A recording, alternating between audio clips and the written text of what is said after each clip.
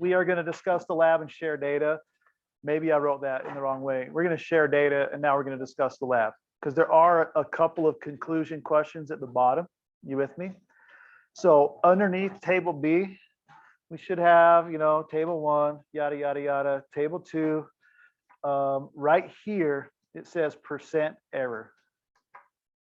You with me? Okay, so we are only calculating this for solid C. Solid C. Did everyone copy the same one? Everyone has the same density for solid C. Yeah. Well done. It's a 747. All right. The accepted value for that, and I just make these up, by the way, Tiffany. So no, you're like, wait, first I already said 12.8. We're going to say it is 9.2. Sound good? I made that up. It could be 747. This group could be the most perfect measures of all time. But we're going to pretend that for solid C, that it was, what did I say, 9.2? We're going to use this as the accepted value. And then the observed value for 90% of the class looks as though it is 747. Who's with me on what we're doing right now? Thank you. Can I use this for example? Okay. Mary's got it written already right here. In this area, it says percent error. We're doing this calculation. Now, it is the observed value. That's the 7.47 minus the accepted. So you got a tiny bit more to do, Mary. You forgot the minus part. Divided by the accepted value. So 7.47 minus 9.2 divided by 9.2. Your posture looks great today. I got this one. Oh, you have a different one. That's cool. So this is your observed.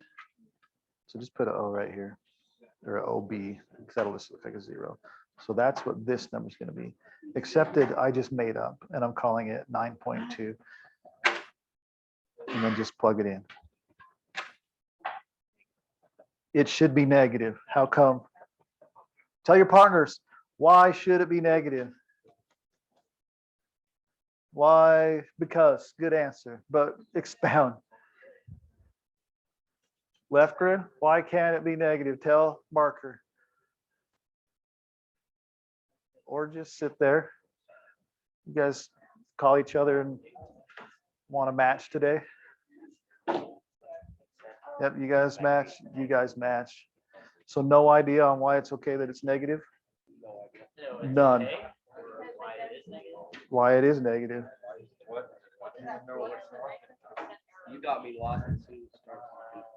Well, you got this part, you just need to type it in. Oh, so we're just explaining. Yeah, when you get this answer, it'll be a negative value. And then I'm just asking, why is it okay if it's negative? We'll talk about it. Do you know, why is it okay? It's okay. You're not ever held accountable. Nice pink socks. Okay, if you don't know how to answer what I'm asking, which is everyone here, so if you don't know how to answer what I was asking is, why is it fine if it's negative? Look at page number 2, towards the very bottom. Turn there real quick. It says the percentage error is the comparison of the experimental error to the accepted value expressed as a percentage. Then the sign of the error may be either positive, which means you got higher results than expected, or it can be negative, which means the experiment resulted into low of a value. So now go back. Our observed was 7 point something, right? Our accepted is 9.2. If we're below the accepted, our answer will be a negative value. That's all. So we were under it. Good? About science. Good. I'm super fired up about science too. Yeah, around 20% off. That's pretty good. But I made up 9.2. I don't remember what it's supposed to be. I don't even remember what solid C even is. So I would stress. All right. It was just a practice to get it put equals 20.4. I mean 20.22. Okay, now the last parts of the lab, it wants you to make a drawing of your graduated cylinder, right, with your layers. Now, some of you didn't do it, but you have the data from the start. So you're trying to draw this picture right here with the 4 different colors, but you're going to label it like A, B, C, D. The bottom layer should be the one from the top table that had the biggest number. So if you were this group, you would put liquid C on the bottom, and then you'd have that one, and that one. Okay, so nice artwork. You're going to draw this if you haven't already, and then label it most dense to least dense. And that data is right here. Most dense, next, next, next.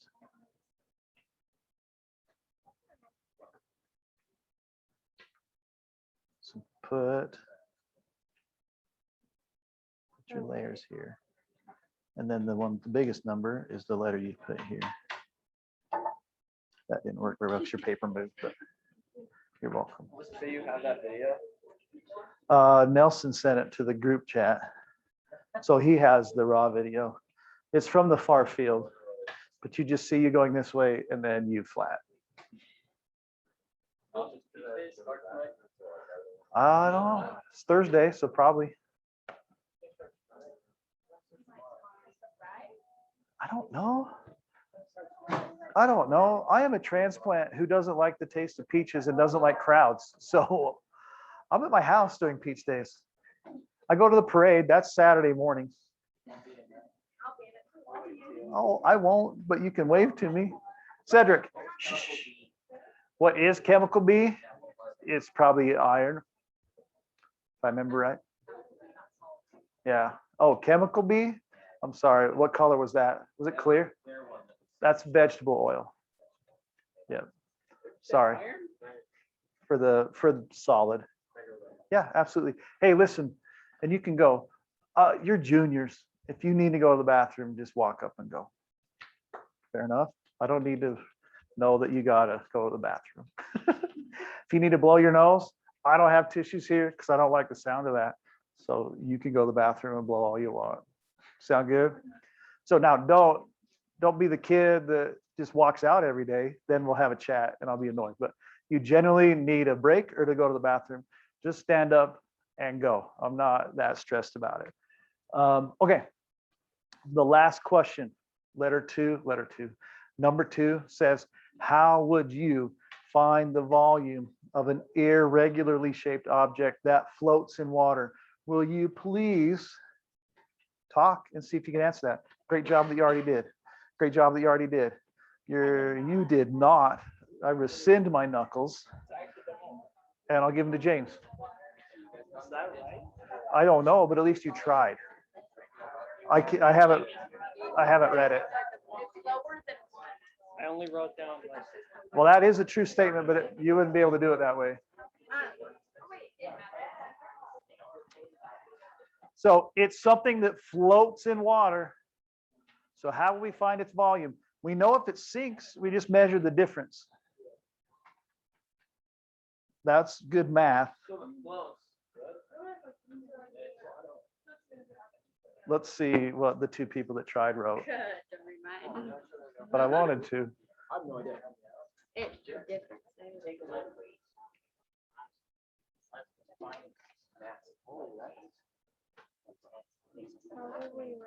It's okay. That's a reasonable way. That would just be a really, really hard way. Okay, here we go. There are 2 fairly reasonable ways to do this.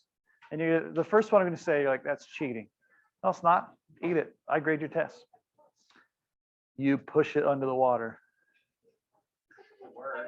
Push it down. It works, right? So push it under the water. You don't like that answer, right, James? Well, don't push your finger underwater. Just go big, or use a pencil. That pencil tip's not going to displace the tongue. Okay, so find a way to push it underwater. The second one is a little bit different. Most people don't think about this. and it's to use a different liquid. Does it have to be water?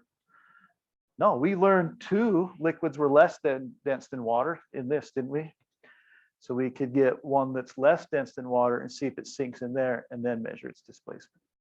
So push it down or change the liquid that you put it in. Okay, this lab is called Measurement Madness. It was not to help you discover cold fusion or anything important like that. It was supposed to help you get into the lab and measure stuff without hurting yourself. So who feels like they can measure something on a balance from now on? Okay, how many of you feel like you could determine the volume of something? Then we're good, because we're going to do a lab in a few days where you have to do both for an actual experimentation, and life's golden. So if you feel you can do those 2 things, then you met my 2 objectives for you. We also learned how to calculate density. Who can do that if forced to? And percent error. Okay, density and percent error are on the exam. The equations will be given to you. You just have to know how to use them. So I hope we're doing all right. Okay, the rest of the day is on the next page. It's called the Kinetic Theory. It's notes and some recorded demonstrations. And we'll just attack those. Let's see. I don't think I have them open anywhere. Not that one. That one on the screen? It is. Okay. So we'll work it mostly just from a Canvas page here. So if you're ever absent, just check Canvas. Okay, I'm getting more and more kids absent every day with some issues that we're not allowed to talk about, but have something to do with 2020 and 2021, if you know what I'm saying. Okay, moving on. Can't say. Moving on. We're in chemistry A. If you're home and you need to attend, you would go to the Zoom link, right? It's just right there at the top. The calendar, by the way, tells you what we do every day. So you could check that too. And then you could come here and be like, oh, hey, he said we were doing the kinetic theory today. So you could go to the module of the lab book and you could go to the kinetic theory page and you'd have everything you need. You'd have the class videos, you'd have the demonstration, and you'd have the notes. So if you're ever absent, where should you go? Tell your partner. Canvas, check the calendar, and then go to that thing in the Canvas, in the module. Okay, here we go. Kinetic theory. I'm going to play some videos of some demonstrations for 1 through 5. I don't do this real often. Usually a demonstration, I do a demonstration, but the thing that I use to do this demonstration doesn't work anymore, so I recorded it a long time ago. Okay, for each demonstration, write the title and then describe the motion of the particles you observe. That's all we're doing. And then this one, don't worry about it. We're looking at number 1. So the title would be Random Kinetic Motion. That's the first demonstration, Random Kinetic Motion. And then you're going to write what you observe. Now, just as a preface, the kinetic theory is one of the most important things in chemistry. It, in a nutshell, says everything's moving. And since everything's moving, we're going to layer on that eventually that things are colliding. And if they collide the right way, they form chemical bonds. So your body is functioning because of chemistry, and really it's functioning because of collisions, and really it's functioning because all matter, which includes you, is made out of stuff that's constantly moving. Fair enough? This is the kinetic theory. So the first one's not super hard to figure out, probably just from the title. You could guess that this video is going to play and demonstrate the randomness of motion of things as they vibrate. Now, this, when we're talking through this, I want you to imagine it's a liquid or a gas. If we were talking about a solid, they'd be tightly packed. They'd still move, but just not as far. So if you try and watch like one individual, pick one of these wider ones and try and track its motion. Try and predict its motion. It's not possible. So This I'm going to shows watch you that one right there. random Oh, right there, right there. Oh, right there. starts It's to gone. vibrate and I'm black lost. gray and That was truly sad. Okay, is the motion of an independent particle predictable? No, it's completely random. There's too many things it's going to collide with to change its direction for me to ever imagine where that thing is going to go. So the kinetic theory, one of the tenets is that the motion is completely random. That's all you got to write on the top there. So you would really write what you saw. The title, random motion, you would say the little BBs bounced everywhere randomly or something like that. Okay, the second experiment. So number 2, you're going to write the title is Brownian Movement. Brownian Movement. Brownian movement is also called Brownian motion, and it's the same thing. All right. So Brown was a scientist who, this what's video, wrong? You'll see Brownian movement demonstrated. He was looking at milk through a microscope. Doesn't that sound fascinating? You could have a career like that. He looked at milk through a microscope and noticed it had things in it that were moving around. Gross. Ain't no one got time for milk that's moving around, right? But he knew milk was dead. So it wasn't, giant amoebas going through your milk. He had to explain why, because milk, once it's pasteurized, is dead. All right. What he was looking at were blobs of fat that he called globules. Isn't that a beautiful name for your milk? It's just a collection of fat globules. Now, FYI, drink milk. You got to. Milk's one of the most important things you can ever consume, and it's really important for especially girls. Okay, moving on. So we're going to pretend that these big copper things are the fat blobs and that it's traveling Start the in vibrations milk. here. The large copper piece Watch at the this one bottom right left, here. will work its way to the top That's right. my boy right there. He's winning the race. That was fun. Now, it's going to repeat. So once again, we have this fluid, these larger particles in it, and you'll watch at least that one travel all the way across. So write your observation, and then I'll talk more. So it's just what you saw. You don't have to think like, this is why, but you just say, hey, the whatever did whatever.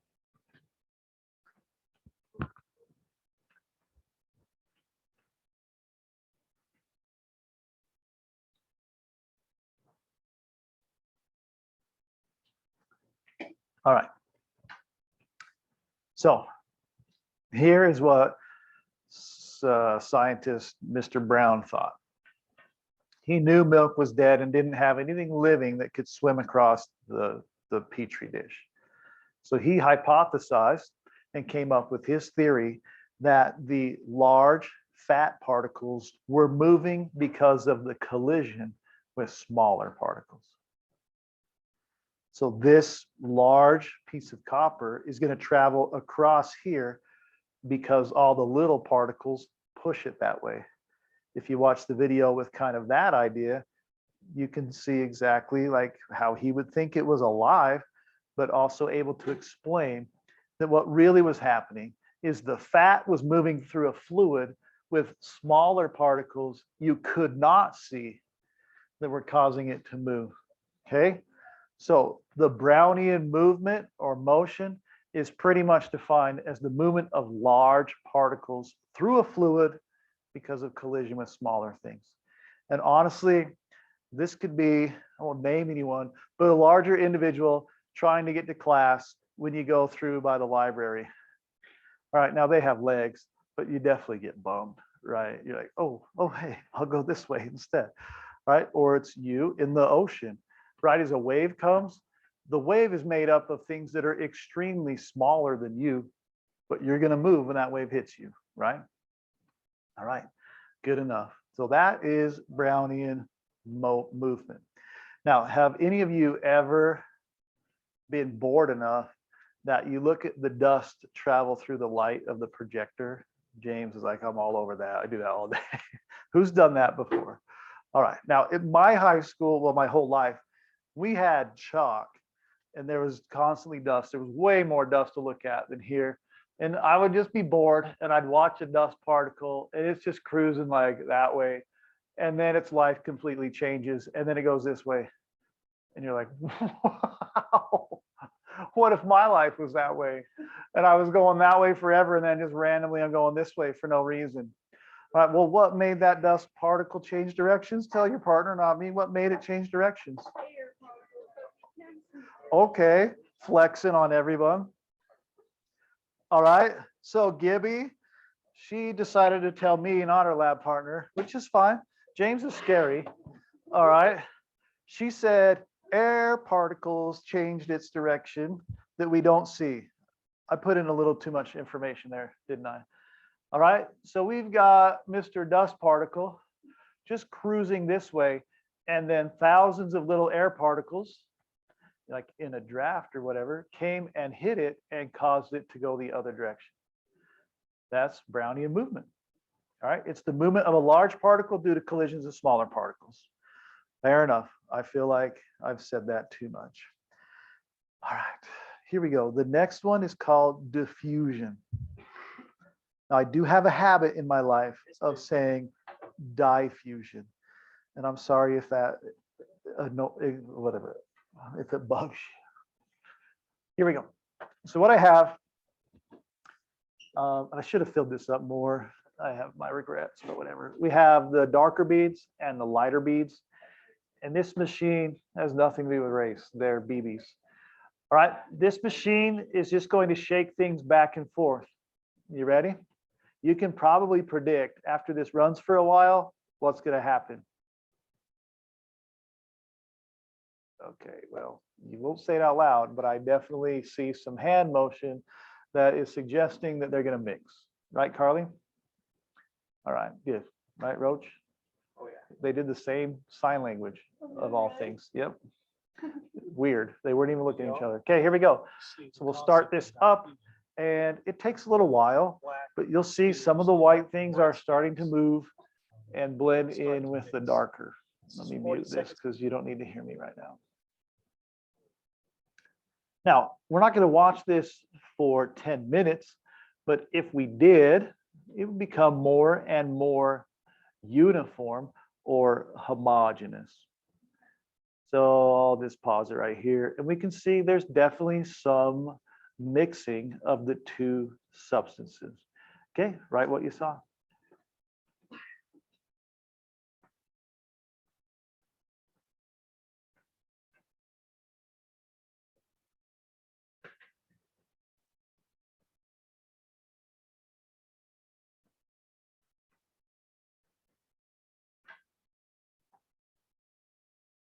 All right, so after the 41 seconds, it ends up looking like that. If we went longer and longer and longer, we would end up with pretty much a very uniform composition where the white and the black were evenly distributed. Easy enough? Okay, this is one of the very earliest scientific principles I remember learning, and it was really cool. I was in second grade, and Mrs. Powers decided to teach us about diffusion. And it was cool. It was cutting edge science back then. We had just lost the dinosaurs as a joke. But anyway, this is what Miss Powers did. To demonstrate diffusion, she came to the front of the class and she started smoking a cigarette. And she said, raise your hands when you can smell my cigarette. And then she just smoked while we all waited for the room to fill. Those were the days. I also got beat on the bus by the bus driver. So it was great in the early 80s. All right. I deserved it. What? She actually smoked in class? Yeah, all the way down to the filter. It was for diffusion, like it was science. It was important. Okay, so for us, I'm not allowed to smoke in class, and I ran out earlier this morning. That's why I'm so shaky. I'm just going to light a few matches. Now, this room is not a very good example of diffusion because there's too much ventilation in it, which is a good thing. But if I light these two matches, I want you to raise your hands once you can smell the smoke. I can smell it. Okay, I'll put them out, and then we will just go over here. Oh, they're following me. Okay, really, it's a COVID test. So these two got to go home. No smoke still? Okay, so we're here. All right, you can't? Okay. Yeah, it will probably never get that far around because it's fine here. It's smoke. Why are you complaining? All right, so how many at least by now have smelled the smoke? Okay, so right now it's actually being sucked out of the room. But if we were a completely closed environment, holy hooked me, Mary. All right, if we were in a closed environment, the smoke would go throughout the room pretty quickly and be pretty even. I read something once, it was on the internet, so I'm sure it's 100% accurate. And it said, if you've been alive for 7 years, you have breathed in the same air that everyone on the planet that is at least 7 years old has also breathed. Weird, gross. So you germ OCD people are gonna freak out. It takes 7 years for you to exhale and that breath to diffuse throughout the entire atmosphere. Pretty cool. What? Oh, you got the smoke? Okay, it takes time, but it will diffuse. So diffusion is really just the mixture of two fluids or gases. It doesn't work with solids. Like if you come back tomorrow, this Mountain Dew will not have diffused into the table. I will tell you over time that Mountain Dew does diffuse into your belly. It gives you love handles. It gives you a minute 30, 400, but it keeps me awake in the driver's ed car. All right, that was weird. Why am I so weird? It's true, thank you. Okay, number 4, states of matter. In the kinetic theory of matter, we talk about states of matter in a couple of ways.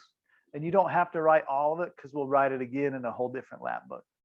But if you look at this, if you had to guess which color represents the liquid, tell your partner. Pink is correct. The solid would be the yellow, and the other one would be the gas, right? Purple. Now, I didn't have to teach you that. You can just see it, right? So in the kinetic theory of matter, and you don't have to write all these parts, but solids are really dense. Liquids are pretty dense, but not as. And then gases aren't very dense at all. That's why walking isn't very hard. Swimming is pretty hard. And trying to walk through a wall is impossible.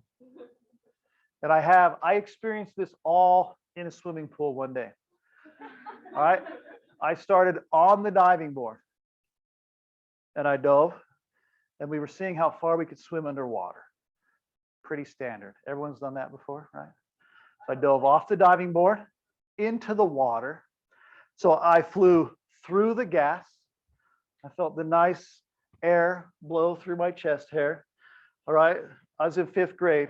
And just kidding. Then I hit the water and the resistance increased because water is more dense. And then I was super trying to be cool. So then I accidentally swam into the slanted part and broke my teeth because it's easy to go through air, somewhat hard to go through water, and teeth don't go through swimming floors or swimming pool floors. Yes. With my head?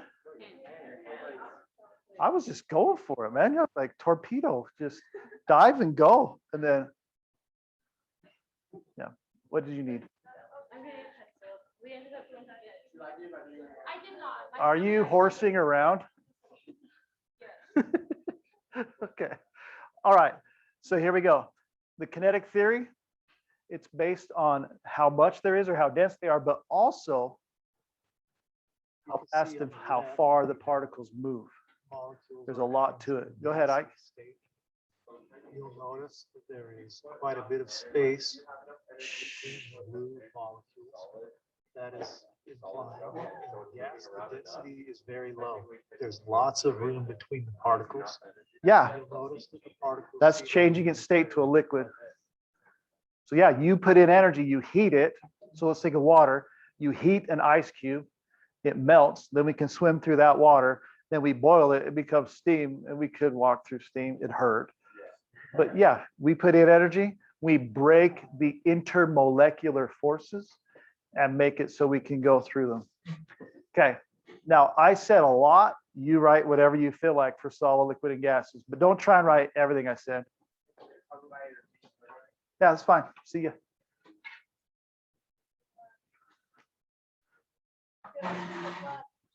Good luck. Win or don't come back. Feel bad about your phone, man.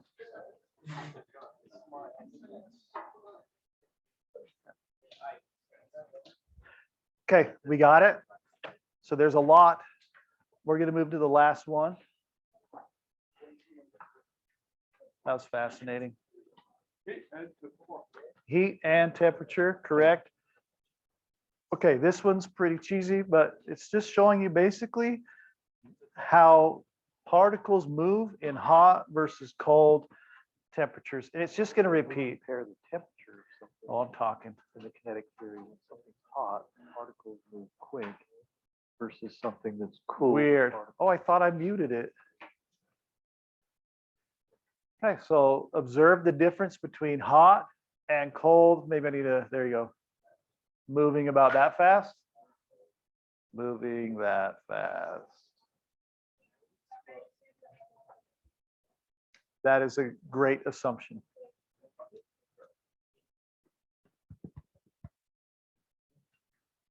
All right. Professor Dave's going to explain here.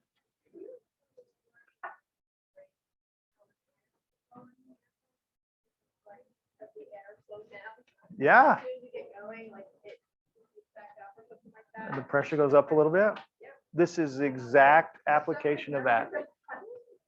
Very good. Who's your 8th grade teacher? I'll send her an email.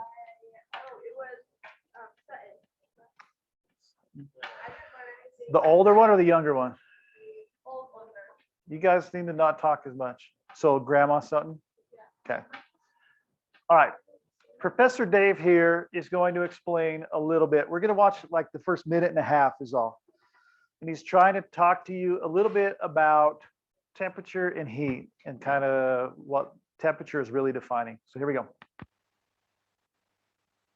Professor Dave here. Let's talk about heat.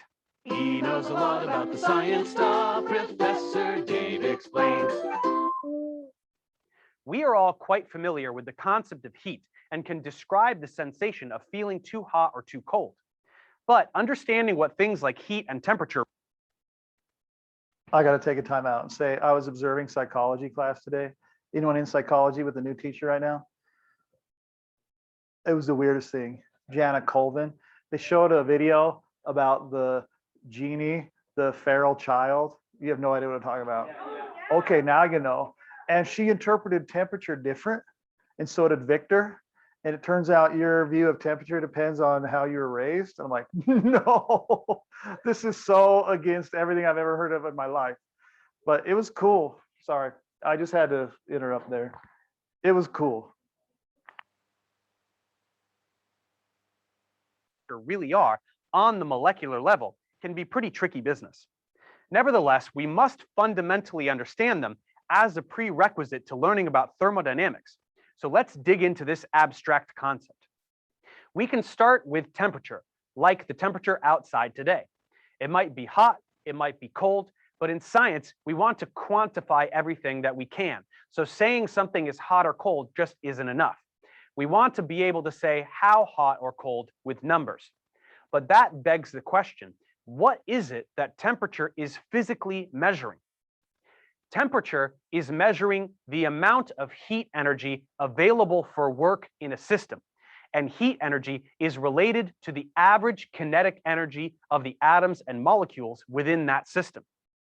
We know that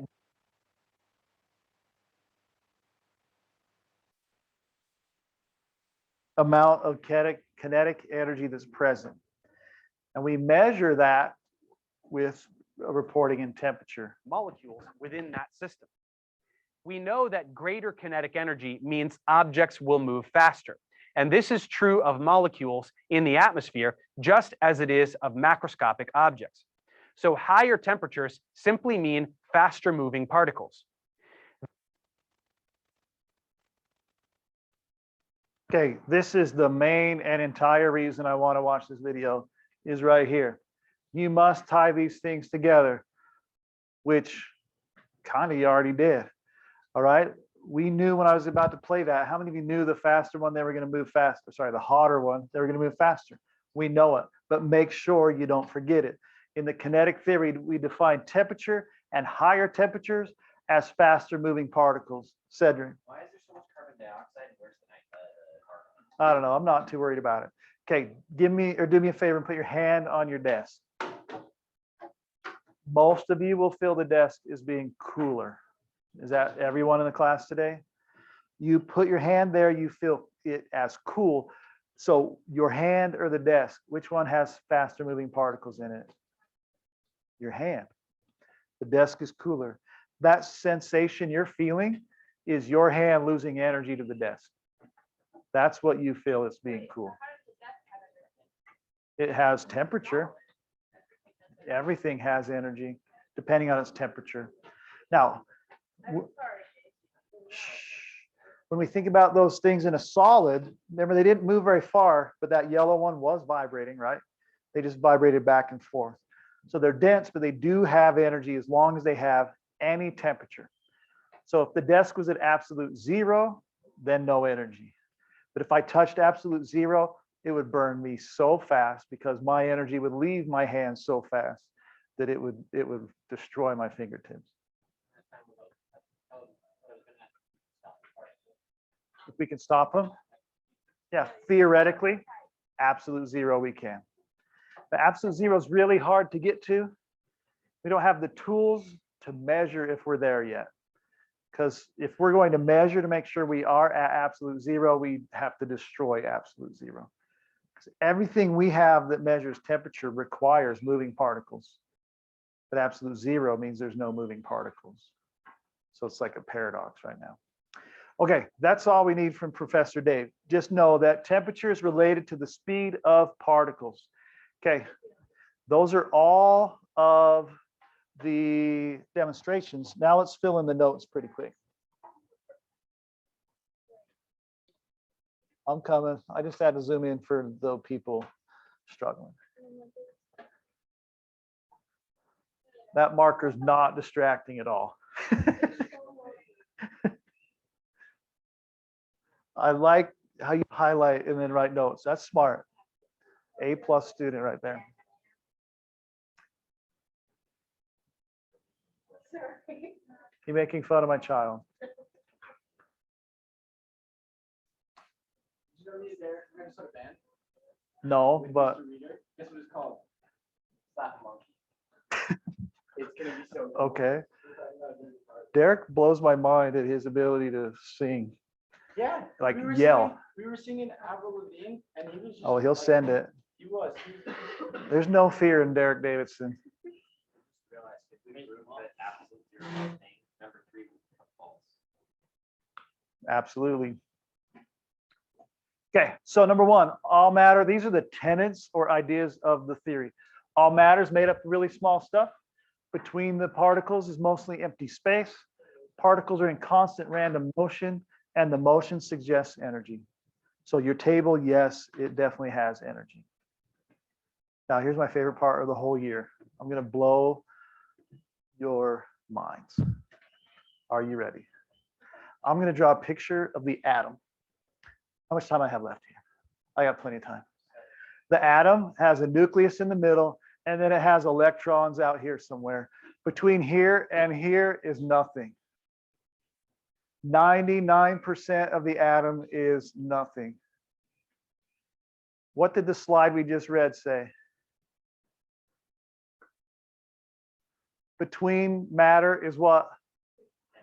Empty space. Matter's made out of atoms. So I have atoms that are mostly nothing, and between atoms is what? Grow up? Nothing. Oh, weird. Okay, nothing. I don't know either. So let's think about it. What are we made out of? 99% nothing. The chair you're sitting on, what's it made out of? Like, and it's way more than just 99. It's 99 point whatever. It's nothing. This desk, nothing. Your lab book, nothing. You are nothing. You never have been or ever will be. Sound good? You're welcome for that inspirational speech. That was terrible. It was my best I've got. Okay, here we go. And here we go. Number next. There's nothing. You want to know something that's super weird, in my opinion, is you actually, well, I can explain that one. I can. Think about this one. Shh, everyone touch your desk. You are not physically touching your desk. You can't. You're not even touching your chair. You've never even kissed a girl. Her lips repelled your lips. She found you repulsive. There's a lot of deep thinking here. All right, here we go. Fill the rest of these out. Yep. Like when you get a paper cut, the paper didn't even touch you. I like it.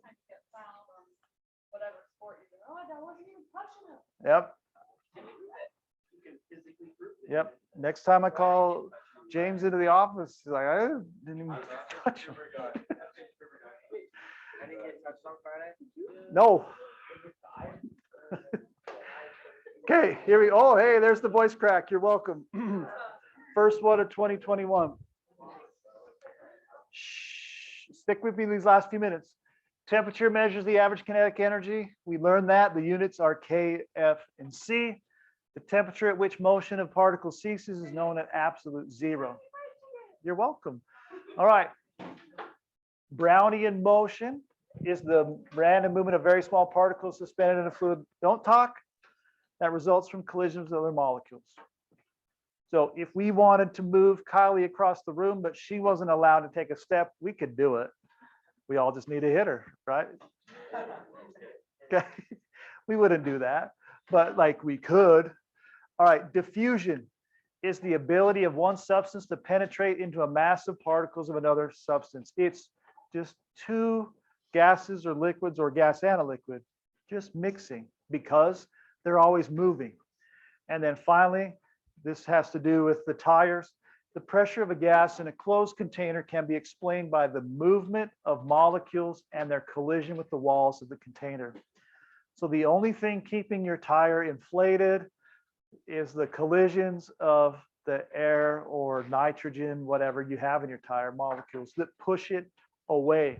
They come in and they bounce off. They impart some energy to keep that inflated.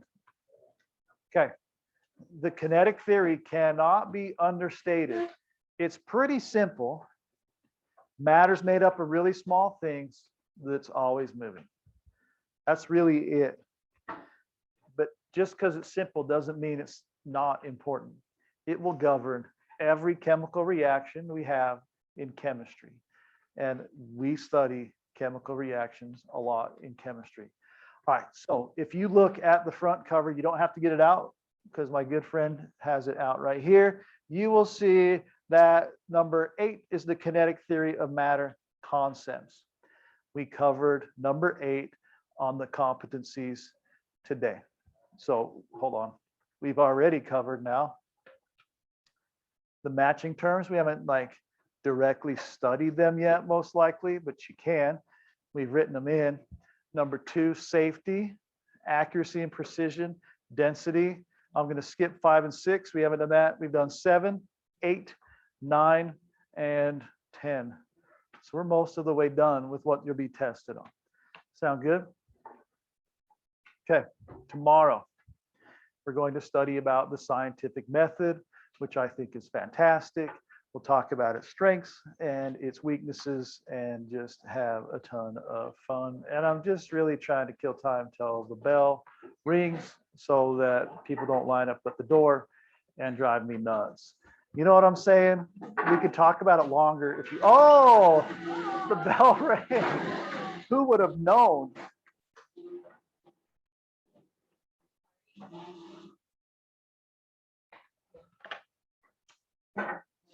You good? Okay.